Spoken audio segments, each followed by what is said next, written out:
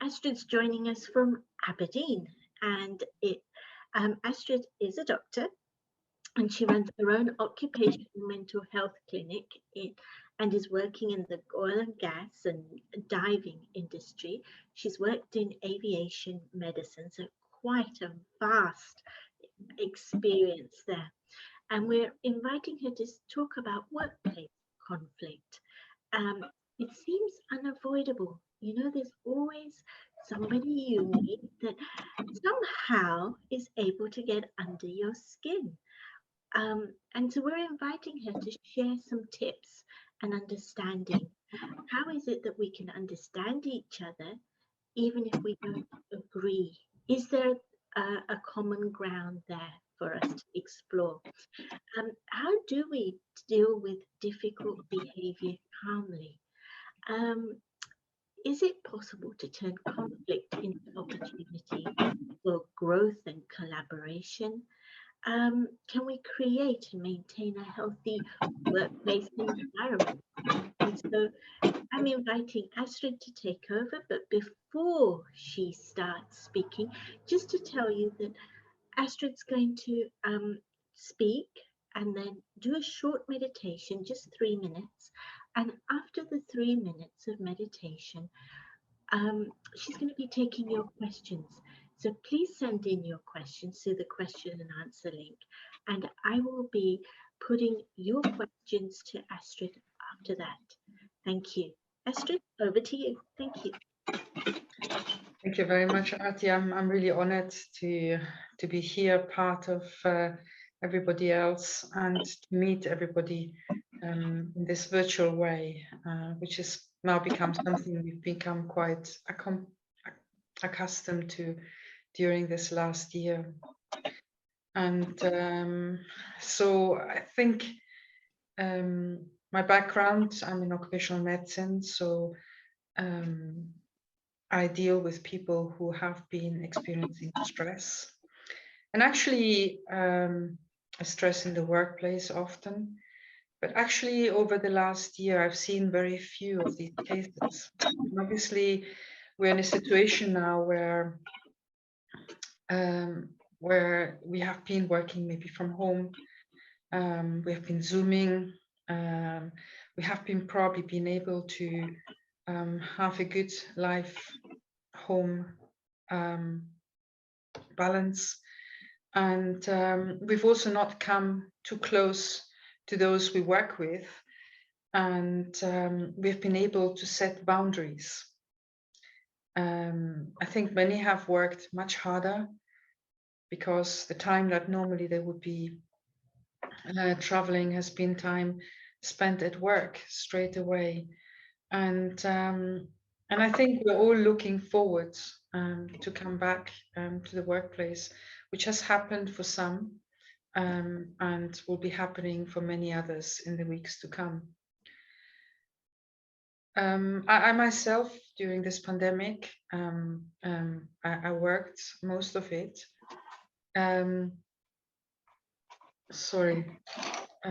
So I was actually able to work, but I think like many others, it was much harder. And in our clinic, there has been a lot of changes in staff, which again probably gives an indication that there is either some conflict or there is unsettledness. And I think if we look back in this last year, there have been a lot of unsettled situations. People have also decided what they're going to do, and they've actually been able to decide what they want. Whereas maybe in the past, they were very much just following day to day and getting into a job and just turning up and just going through the rat race in a way. However, you know, conflict happens, particularly when people come together, because we are all different. Maybe we have different agendas, we have different needs. And conflict arises when we do not understand each other. When my aims are not in alignment with the aims of everybody else. And one thing that I have actually learned is that if one doesn't set boundaries, then it's very difficult to actually maintain even control of the situation that's happening. I think just recently there were no conflicts, but one of our administrators just left. And initially I was a bit disappointed because it had been working quite well. But obviously this person had other plans for her life. And so she decided to now set up for herself, which is a great thing, and move on and build her own business. And so initially, as I said, I was a little bit annoyed and disappointed. But then I thought about an analogy. And the analogy is of a train that leaves London and makes its way up to Aberdeen. And I get onto the train in London, and other people come with me onto the train. And then we reach Milton Keynes. Some people come on, some people come off, and we continue and we go further up. Birmingham, Doncaster, York, Newcastle. And every time the train stops, more people come on and more people go off, as they need for their own life. And so at some stage, the train will arrive in Aberdeen, and the people that were meant to do the whole journey from London to Aberdeen will be there, but there might be also others that have just joined recently, and that is absolutely fine. And so what I realized is that I have to be grateful for every person that joins that journey and you know, helps along, goes along, and contributes to that journey. So I think one of the nicest things and most important things is really to find a way to have people that will actually be part of your journey. And so for that, you really need a shared vision. And that's actually something quite difficult to ask others to have, because they might have their vision and it might not be what they want. And so conflict really happens when our visions are not aligned. And it's not that easy to actually create that shared vision. And to create that shared vision, we have to actually work on it. We have to communicate. And some people are just not that good communicators. And in the workplace, this has to be by building a community of professionals. And a community of professionals is actually coming together of people who have similar aims in life, but also who respect each other and who, for what they are and what they can contribute, are valued, because everybody likes to be valued.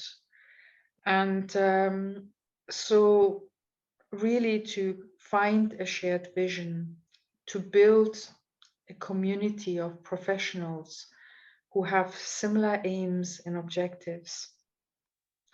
We need to start, we need time to explore it.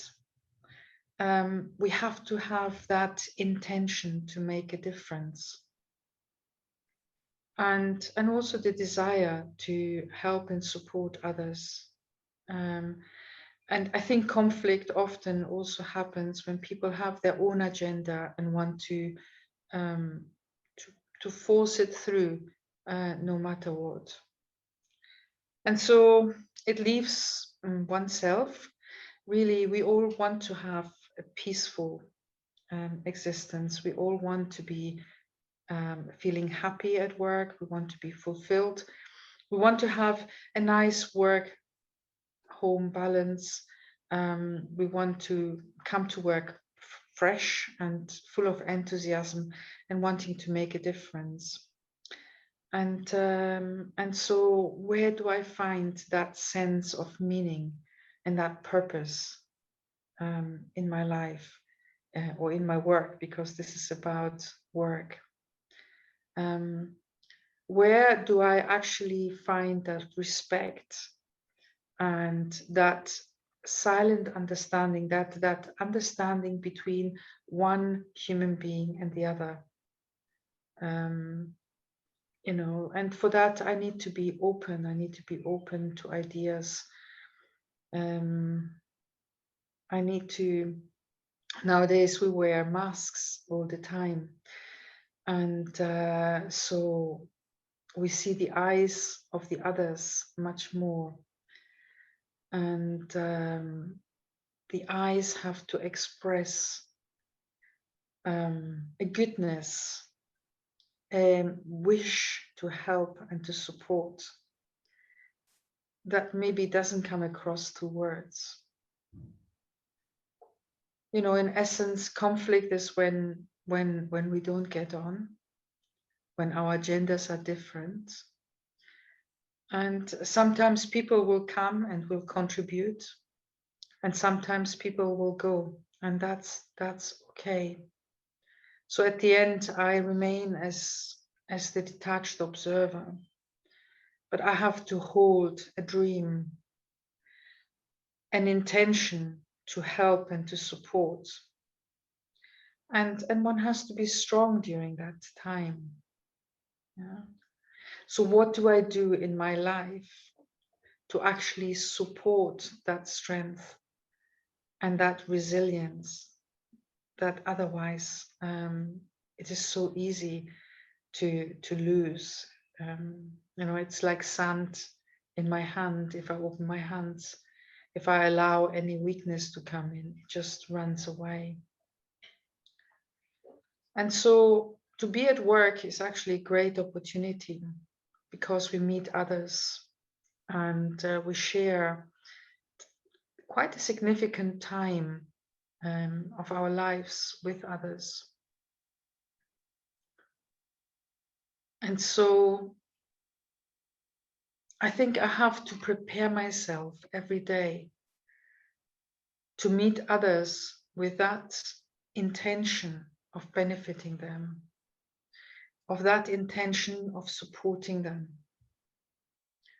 I myself have to build that confidence to want to give and to contribute and to be able to give regularly. And for that, you know, I have to look after myself as well.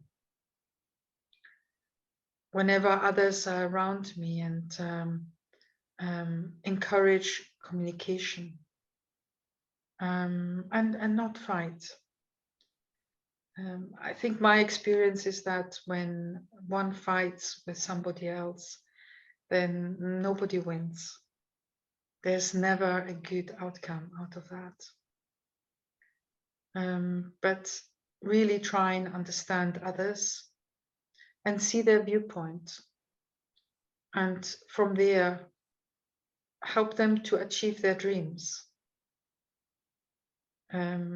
If their journey is a different one, then that's fine. Just to allow them to go on that journey and to create whatever they want, because our life is a great opportunity to do and to create. And there are certain ways and means of dealing with conflict in the workplace, but I find them sometimes quite alienating. Yes, one can put up grievances. One can actually go the legal way, but I have not found really that to be very, very useful at times. There's a process called mediation, by which the two parties sit together and discuss whatever has happened. And that at times works, you know. For myself, I think what I have had, I remember at the very beginning of my career, I was working in the hospital, and one of the consultants didn't like me. And maybe I just, whatever, there's always two hands that you need to clap.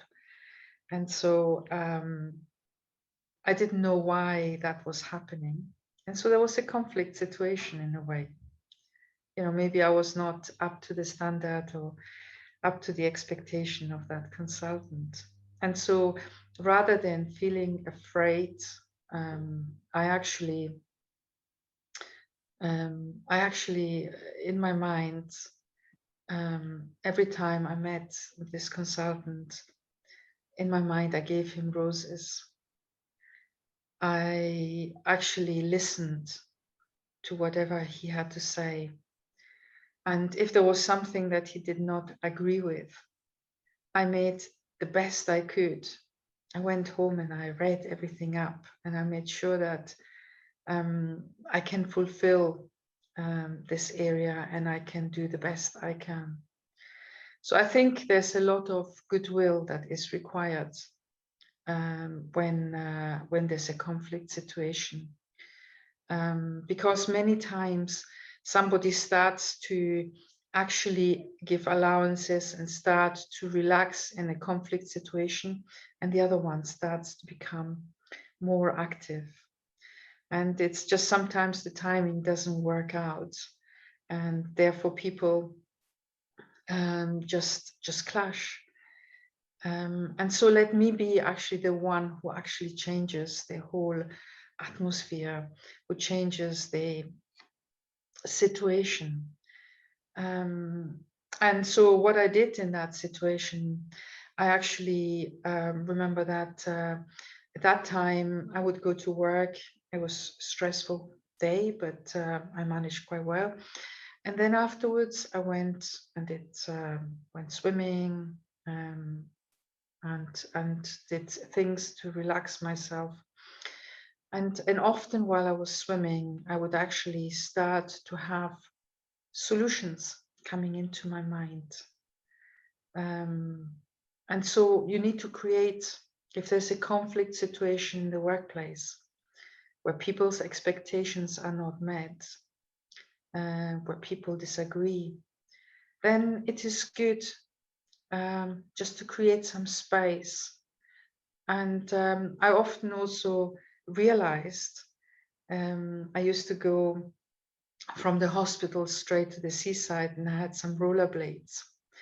And as soon as I was starting to rollerblade along the seaside, I realized that actually I was smiling. And I realized how the situation had affected me. But to cut a long story short, actually that consultant was the one who actually promoted me ahead of many others at some stage, and I managed to do everything as I needed to. So I think we need to build that confidence in ourselves when we are faced with a conflict situation in the workplace, and we need to create that inner peace, find meaning, find purpose, relax, forgive and forget. You know, I remember once I just I just said in my mind to this person, I'm really sorry, whatever I've done, but I forgive you. And actually things started changing. So one has to be in a conflict situation, has to be the one who actually makes that first step to change the situation. And I remember a friend of mine, he was a geologist here in one of the oil companies. And there was a colleague with whom he always had conflict. When he said A, the other one would say B. And when the other one said B, he would say A. You know, there was always disagreement. And so whenever they went for a meeting, the other one was expected to be aggressed and contraried and you know and put down. And so one day, this friend of mine actually decided not to engage in that conflict. And so the other person, his colleague, was presenting a project, and he was my friend was sitting there and saying, no, this is never going to work. There's a fault here, there, and so on. And the other one was expecting to be aggressed, but he wasn't. And just at the end of the meeting, when there was suggestions to be given, he just said, my friend just said, have you thought about this aspect? Do you think that could be changed? And then that wouldn't happen. And that made his colleague think. And he actually came after the meeting to him and asked him how he could solve that situation. And so when we open ourselves, when we don't just think about ourselves, but also understand where others are coming from, when we find the communality, when we find actually understanding, when we are accommodating, when we tolerate, but also stay by the rights. You know, we need to have boundaries, we have to have clarity, but we also have to be sort of predictable. You know, the other ones should be able to expect to be treated well. They should expect what the reaction or what the need is. Then as a community of professionals, when everybody knows what they have to do, we can work well together. And when we all respect the specialities of the others and work together as a team, then actually that teamwork becomes fun. It becomes a place where we actually feel safe and we feel that we can contribute and we enjoy work. And why should we not enjoy work? It's actually part of our life, a significant part of our life. But work is also a place where we contribute, where we give.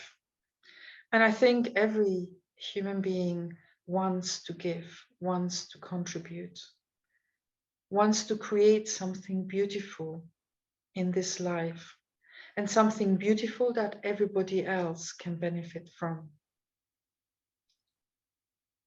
And so to recognize the specialities of others, to actually allow and respect the specialities of others and my own specialities, and to have the aim of really be part of a team, as a team work well together. Another friend of mine, he was a colleague, he actually joined the police. And in the training as a policeman, they had to march together. And initially he didn't like it at all, you know, to be forced to march in a certain way, everybody doing everything at the same time. But at the end, he loved this aspect of marching together. And so when we all move together in the same direction, we are not just strong, we're not just beautiful, but we're actually very effective. We all enjoy that working together. So we're coming now of a time of lockdown. there are still many who are working from home. And so on their return, you know, how will we greet each other? What newness do we want to bring into the workplace? Perhaps before the pandemic, there were difficulties and conflict situations. But am I strong enough just to put them aside and turn a fresh page? We've come through this together. How will we actually work together as a team and really create together? And I think when we're in that team mode, it is not the individual that is the one that makes the difference. Everybody in the team is important, like a chain. Its strength is actually connected on the strength of even the smallest and the weakest link. And yes, things will change. I think when we look, for example, at how things happen in the world, when there's new aspects that come into our lives, yes, I think our society is changing. There will be people who will continue to work from home because it is actually quite nice to work from home. However, there's also a benefit of coming together. Some professions will be able to work from home and continue doing that. And in fact, I know many of my clients, they are actually already, they've taken all the worktops away, all the desktops away. And it's just docking stations for the laptops and big buildings just there for meetings and for certain days at work. And our society definitely has changed. We have changed. And but what is it that I bring back into the team? How do I contribute in the team? And what is my intention in doing that? When I am in a conflict situation, then it's very important that I decide how I'm going to respond to it. And when I want to respond to it, it is extremely important in my opinion that we actually come from a place of goodness, of generosity, a place of wanting to create together. And as human beings, coming together is also the place where we actually learn the most and get to know others very well. So yes, our workplaces have changed nowadays. The old norm will be coming back to some extent. But I think in either way, that human contact and that coming on together, getting on together is very, very important. I have to feel very safe inside myself. And I have to recognize the needs of others at the same time. So yes, and conflict in the workplace is a really important thing to solve, and we can do that by listening. We can do that by recognizing others' specialities. We can do that by giving opportunities to others, because we know that when we give opportunities, we also grow. By having fun and not always being serious. And that's something that we all have to learn. And explore possibilities, share whatever expertise we have. Because if I keep things for myself, then nobody's going to benefit. It's only going to last for as long as I last. And create a community of professionals that respect and get on together. So for a reflection, I would like you to just to make sure that you're sitting in a very comfortable way. You have to sit straight and yet relaxed. And perhaps you can start relaxing yourself from your feet up. Feel them nicely ground onto the ground, onto the earth, stable. And just as you move up your body, just relax your legs, your knees, your pelvis. Become aware how you take a breath in and out. When you take a breath, just feel how your lungs expand. And as they recoil at the end of the breath, as you let your air out, just let any tension out, any concern, any fear, anything, and just feel that you're in a safe place, that you are valued and loved, that whatever you can contribute, you do that with your heart and with your mind, and that whatever you do it with your best intention. You look forward into the day that you're going to be at work. And so imagine either if you're working from home, how you're going to greet others over Zoom or over the telephone. And if you're going to go to work, how can you greet others when you come in? How are you going to take care of the place? And how much effort with sincere intention you're going to bring into your working day? And if there is a conflict situation, if there's a disagreement, then listen, recognize, and share.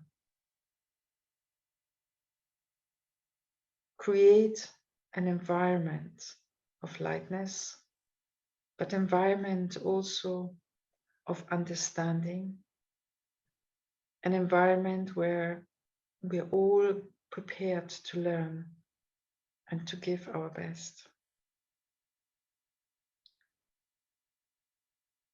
And just allow yourself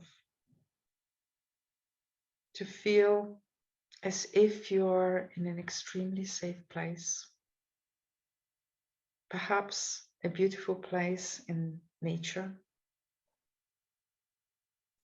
You hear the birds singing, the gentle breeze going through the trees, and you see flowers all around you. You're walking perhaps through a park or by the seaside. And you're sending good wishes all over into the world.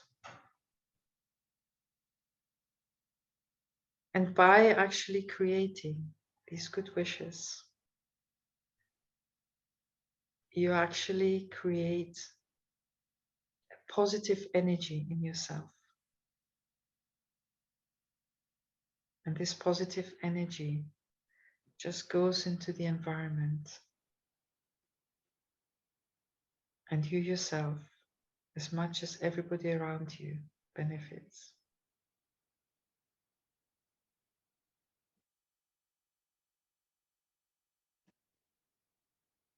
So again,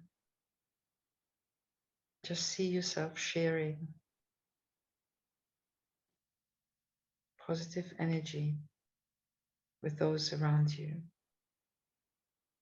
See yourself looking into the eyes, and your eyes are expressing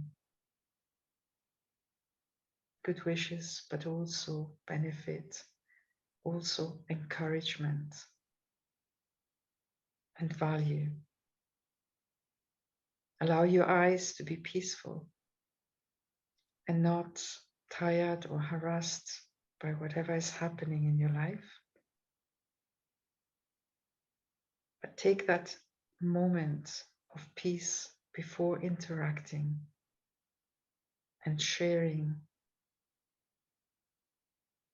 a positive energy with others. It is as if taking down any protections, any barriers, opening up and allowing newness to come into your life.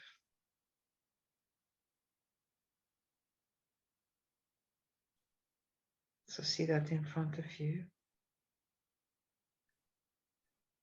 and share those good wishes with all around you. Thank you. Thank you, Astrid. That really took me into another place. That was really lovely. Thank you. I have a few questions that have come in already, if you're ready for them. Mm-hmm. The first one is, when I get upset in an argument, at that moment, I can't stop myself from saying things that could be hurtful.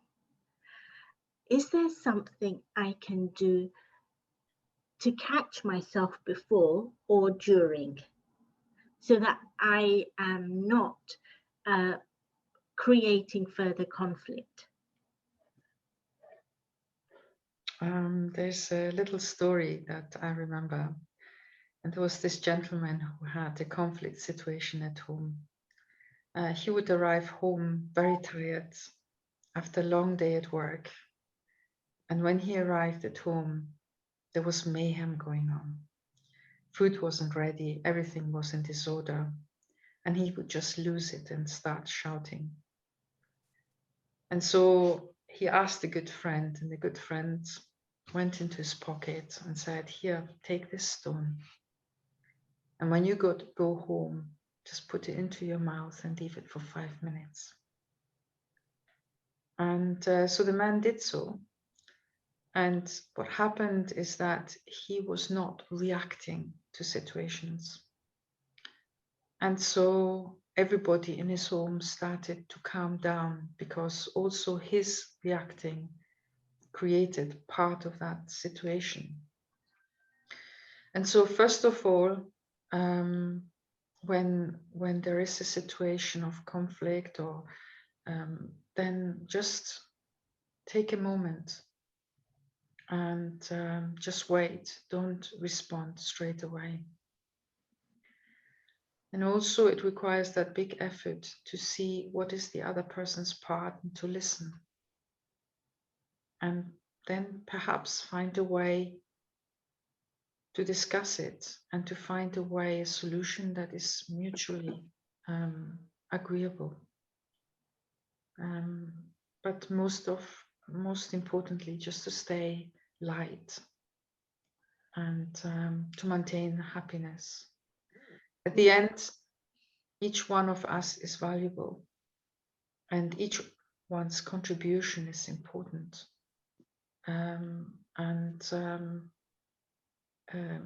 Whatever people, situations come, I often ask myself, is this a situation that is going to be here in the next 5 years?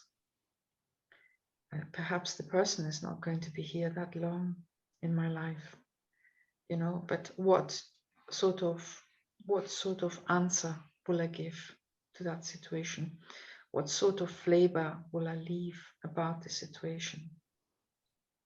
So I hope that responds it to some extent. That's nice. It's very nice.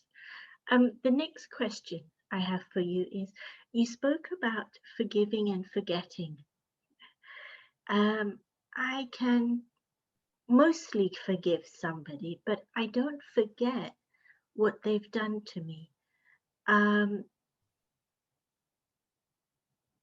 Is it essential to forgive and forget, or is forgiving enough?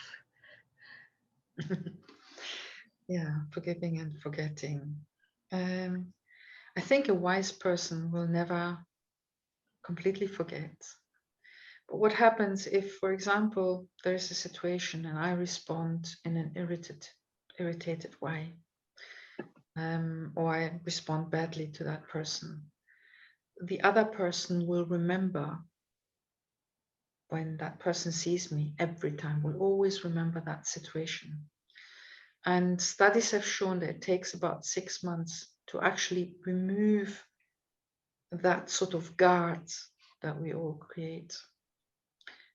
And so let me first of all, when there is somebody who actually does something to myself and I feel offended, I feel hurt. Yes, I know that that is what has happened and I need to maintain that in my mind. But try to understand also the position of the other person and also what is my contribution to the situation. Have I actually done something? Have I actually not understood? Let me try first to make sure that the platform from where I'm acting is actually a platform where I cannot fault myself. Yeah. And then forgive others for whatever they have done. I need to be aware that that person may always respond in that way. But if actually that person is throwing stones at me and I give them flowers back, they will continue to throw stones for a little while, but at some stage, they will start giving me flowers too. And so forgive and forget, yes, forgive. Forget in the way that I don't see that situation every time I see that person, because if I do, then I continue creating a situation of conflict. That's very wise indeed. Learn from the lesson, but don't hold it against somebody. Wow. Okay, thank you. Next question. The person saying, great talk. I have two questions for you. First, do you reckon working from home decreased or increased conflict? So working remotely, has it increased or decreased in your humble opinion? In my humble opinion, I think it could have done either. Yeah, it could, but I think at least we can switch off Zoom. I think nowadays we do some meetings over Zoom, and initially I had my camera on and now nobody has the camera on. So in a way, we're all creating our boundaries. So I think there's like a buffer space when we're working from home. However, we also we probably miss an aspect of when we work face to face, and that is that we get to know others. We might do things together, you know, go have some words at the coffee machine, whatever, or, you know, do part of the journey together, or see and, you know, appreciate something about their life. And actually, we create a community, and it's much easier to create that community. I remember we did actually with another clinic just next to ours. We did an under the radar Christmas party last December. And it was so nice. It was socially distanced. We had masks on, everything. But it was so nice to meet others. I had my first sort of out of in business branch or something like that. And it was so special to meet others again and actually, you know, be in the company of others. So I think there's benefit in both. But I think that a part of returning back to face is probably beneficial, but that's my personal opinion and my experience. It's much easier to stay distant if you're not working and not meeting on a day-to-day basis. On the other hand, you don't have to travel, you don't have to put clothes on, although some people might like to get out of their jammies and put some nice working clothes on again. So there's benefit in both. I'm not quite sure if I've answered the question here. All right. And then the second part of the question, I think you're absolutely right. There's pros and cons on both. And yes, seeing someone face to face is a delight. Seeing them on screen is great, but seeing someone face to face is delightful. Second question, what is your opinion on resolving workplace conflict via email rather than face to face? I think by email a lot goes missing. And some people can write long emails and others just can't cope with it. I'm one of the second ones. I find it really difficult just to have a ping pong going here and there. And I think it's probably not very conducive to resolve workplace conflicts by emails. Because again, possibly I should treat it just the same way as when I write a letter. If I have, I'm upset about something and I write a letter to that person, then the advice is just put it away overnight and then read it tomorrow again, and then send the letter away. And the same is for emails. Sometimes we might be in the spur, we are on our own at home, and we are annoyed about something. Sometimes it's good just to wait till the next day. And so we don't have that opportunity of meeting and of actually finding out how that person is coming towards us, what their situation is when we do that by email, because we don't know what the situation is. Whereas when we meet face to face, there's, an honesty that we can then feel or not feel.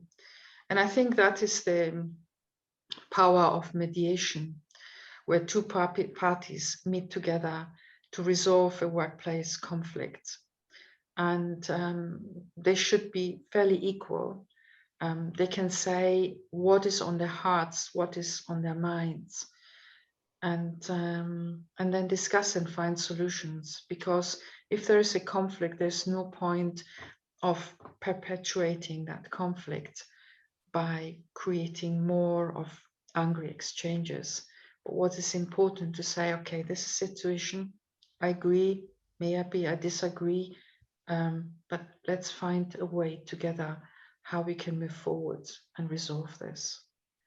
And so there has to be that willingness, but also that interaction. I think by email it's a bit difficult. Might be possible, but difficult, I guess. Thank you. Yeah, that's really wise. By all means, write it, but don't send it. Sit on it for a bit. Just give it some space and relook at it with a fresh pair of eyes. Next question. I find someone specific at work always on the defensive and even a little bit aggressive. I love the meditation on feeling safe and wondered, how can I use that to translate and maybe even influence the other person at work? Do I just practice it every day? Is it that simple?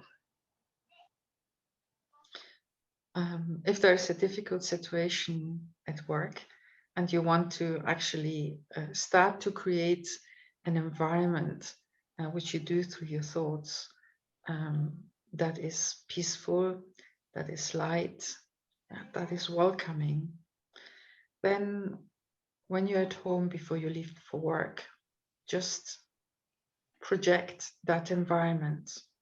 project that feeling of safety and of team, of working together, but getting on also work together.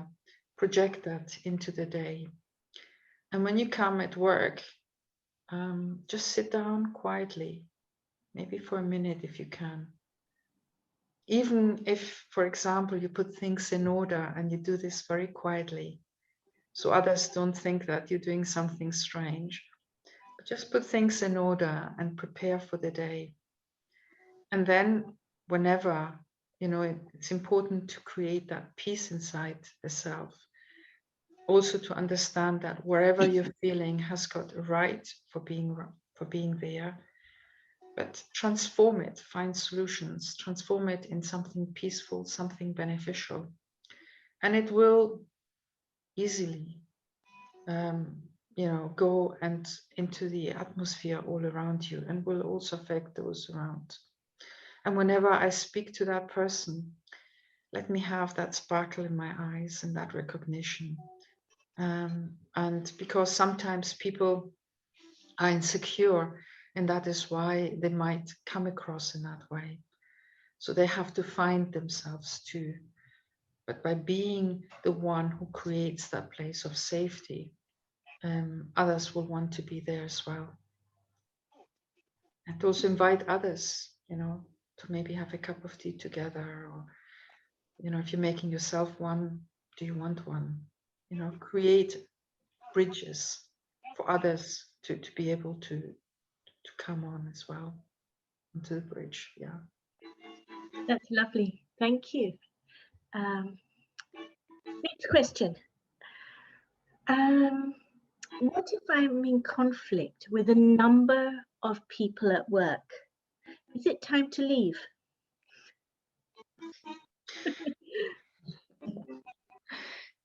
Yeah. Well, yes, maybe you can leave, but whatever the problem is will always go with you as well. And so maybe perhaps a conflict situation is an opportunity to learn something about myself and see if I can change it around. It might be that at the end I'm going to still leave. Yeah, it's possible. But yet, what has that situation taught me about myself? Am I right, or are all the other ones right? What is my contribution? So let me go into that place of peace inside and really acknowledge what I'm feeling, but also see what others see. Listen carefully to what they're doing and have that intention to change, to bring newness. And sometimes you cannot change the situation, and then it might be a time to leave.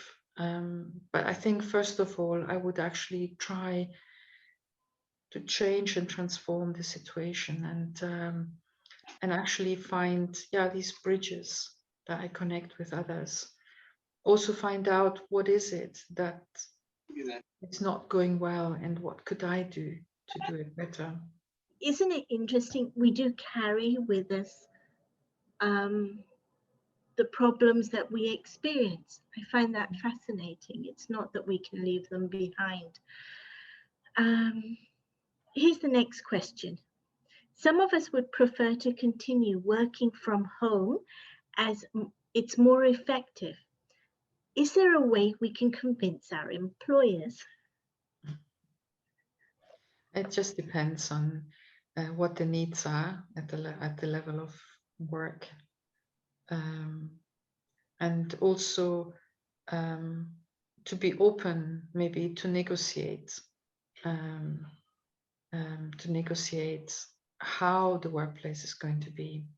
I think this is a good time because there is that discussion going on, and to see if maybe you can do part of the week from home, part of the week back at work. But it depends on the line of work and on the requirements at work. But I think, it's very nice to work from home And I'm sure that employers will now be much more open for even parts, working from home, I'm sure. So it's a form, it's negotiation. And again, that's another way of finding solutions rather than creating conflicts. If I want to work just from home, but my employer wants me just in the office or wherever it is, then a conflict is created. And so, but if I start to negotiate, if I start to bring up what benefits there are for me working from home, what the benefits are for the employer, and if I also humbly accept their needs and contribute in that way, then I'm sure a solution will be found. Yeah. Mhm. How to best use silence in situations to diffuse conflict. You mentioned it takes two hands to clap. Yeah, I think silence can be used also in a punishing way. But it can also be used in awareness of creating a space, and it depends on how I use that silence. So if I want to use silence in a very positive way, I listen with intent. I open my heart, and I allow the other one to say whatever they have to say. And I'm so open-minded inside myself that others don't feel a barrier or an opposition. And it's through mindfulness, it is through being aware of what their needs are that that silence can be productive. It's not a reaction to something, a quick word or gain. But that silence is an inner peace that I hold inside myself, an inner security that I'm okay and that things around me will be okay if they're not okay just now. And I'm giving space to that person or persons. I just stay focused and contribute as well as I can. So silence, if it is used in a loving way, if it is used in a respectful way, if there is clarity, if there is not other motives, then silence is good. The story of the stone is really not to react. But then what am I filling myself inside? What sort of feelings do I have? I have to pay attention to those feelings, and I can recognize those feelings when I'm in silence. So maybe to find a moment where I can just be peaceful. And one can be peaceful even in a very restless place. But for that, my mind has to be very strong and concentrated. And the more I practice this, the stronger it becomes. And so to be silent, to be peaceful, to fill myself with good wishes, to fill myself with good intentions, with clarity, with honesty and respect, then that silence is filled with a fragrance that will help diffuse any opposition that there is otherwise. Wow, that is incredible. I'd never thought of silence in that way. That's really beautiful. Thank you. What type of people do not or barely ever have conflict at work? Sorry, say it again. What type of people do not or barely ever have conflict at work?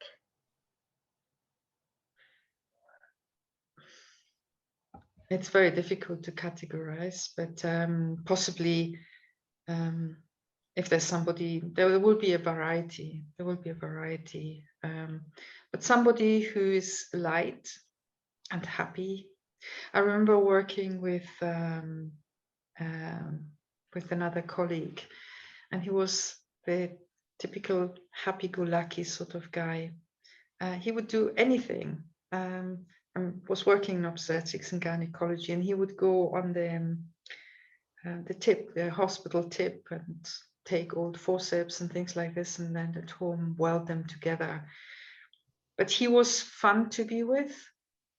He was light. He could be serious, and he could do his job well. He used his energy properly. He had times when he actually had rest times and had fun times, and when he was at work, he was concentrated.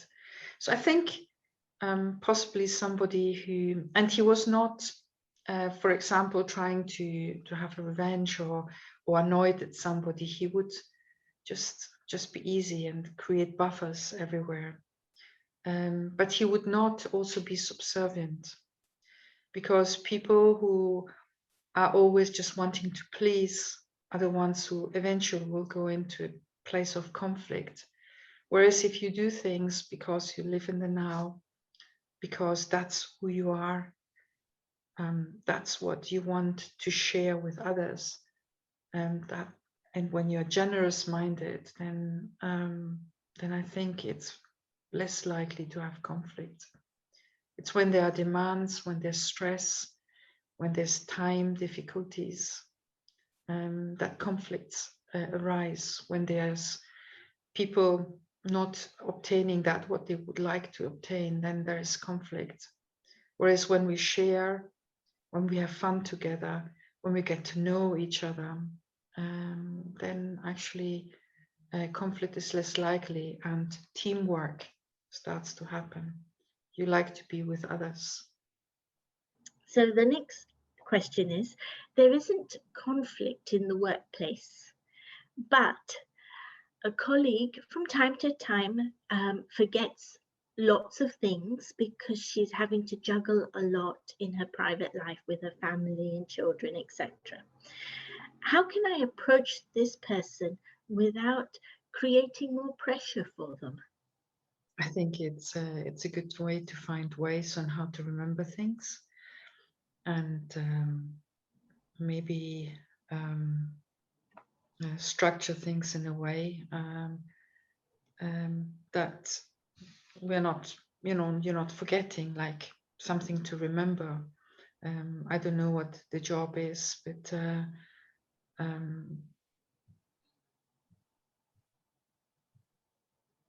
maybe support her.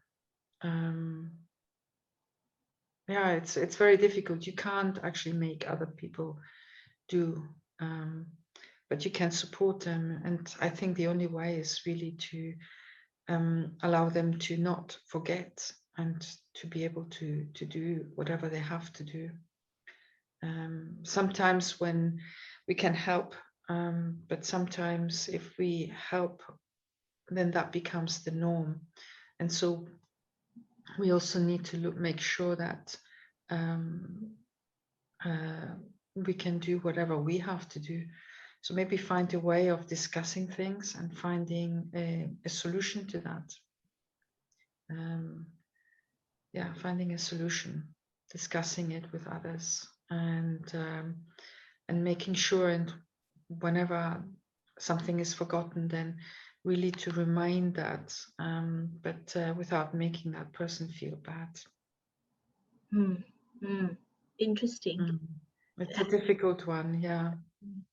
Yeah. Because sometimes taking on other people's work isn't really helping them at all. It undermines them, in a sense, can undermine them. So it's really interesting. Thank you. Can you shed some thoughts? Can you share some thoughts on creating boundaries that will prevent or avoid conflict? I think it's still the workplace. and it's not a family home in a way. And so the boundaries would be those of respect, of acknowledgement, you know, not to become familiar. And it's not about being rigid, you know, it's about like, this is my place, or my pen, my desk, these sort of things. But it's about sharing, but maintaining, I don't know, knowing what the other one needs to do, knowing what you need to do, keeping the boundaries of responsibilities, respecting them on others, I guess. It's about influencing the relationship in a way of having clear communication. This is what is expected, or this is what I would like to do. How can you help me, or can I help you? You know, but there's it is not familiar. It's not and not to allow like moods to come in. There's friendliness, there is friendship, but it's not, we're not hanging out in the pub after work or something like that. Yeah. You know. Yeah. Time and place, and the right Time and place. Difficult one, yeah. Yeah. Thank you. Wow. So, Astrid, there are many thank yous. People are saying very interesting thought-provoking, great questions. So, audience, thank you very much for asking those questions. Thank you very much. Thank you for sharing the idea of sharing flowers. And I'm looking forward to having lots of flowers to share with others and hopefully receive them. And so lots of thank yous